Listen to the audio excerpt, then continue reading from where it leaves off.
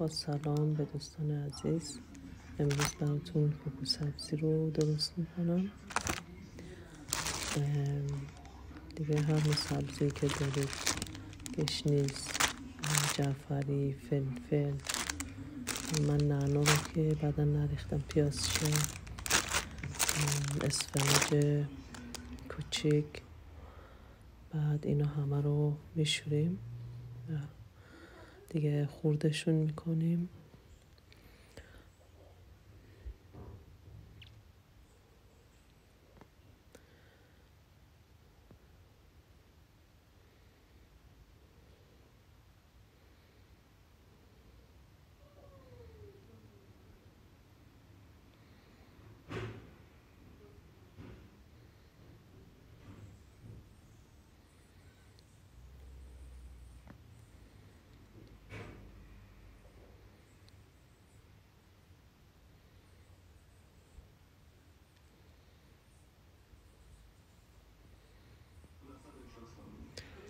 من شوید تازه نداشتم، شوید خوش گرفتم.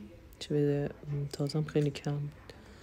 بعد بین تقریبا به 1 کیلو سبزی من 6 تا تخم مرغ اضافه کردم، 2 قاشق فلفل سیاه، 1 قاشق زردچوبه،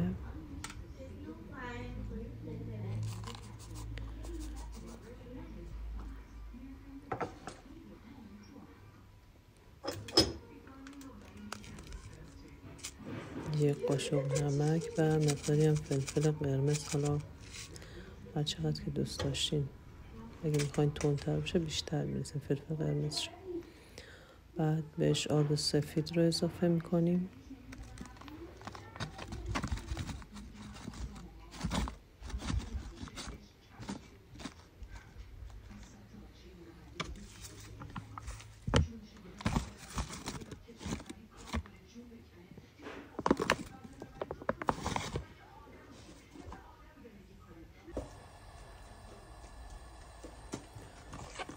روغن یک مقداری داغ شد،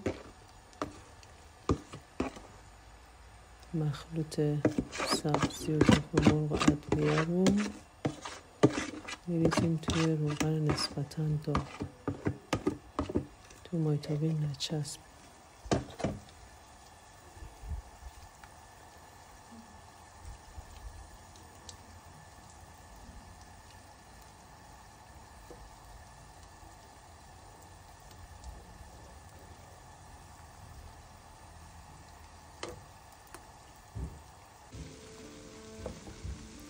میذاریم یه طرفش پخته بشه. بعد تکه‌های مثلثی برش میزنیم که قشنگ بتونیم اینا رو برگردونیم تا روی دیگه‌ش هم پخته بشه کوکو سبزیمون. میبینیم خیلی قشنگ سرخ شده یه طرف و اصلا به مایتابمون نچسبیده.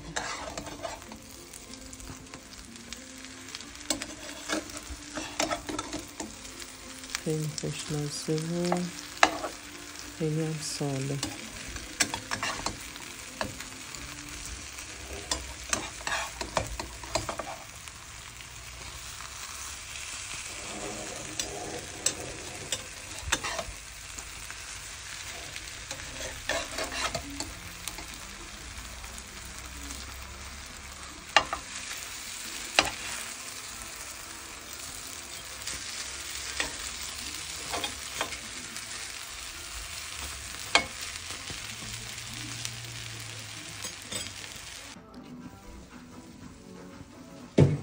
اینجا میبینیم این طرفش هم قشنگ سرخ شده. زیر گاز خاموش میکنیم و یه ظرف مورد نظر سرو میکنیم.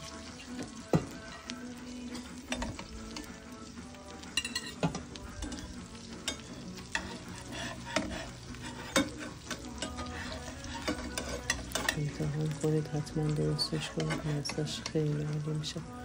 حالا من از هر نوع سبزی که داشتم استفاده کردم، ولی سبزیایی که برای کوکو استفاده میشه.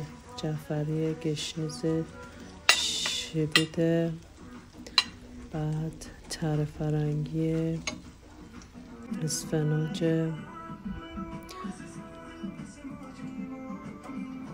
جوری هم که دلتون میخواد میتونید با سبزیجات زیبای دیگه تزیینش کنید.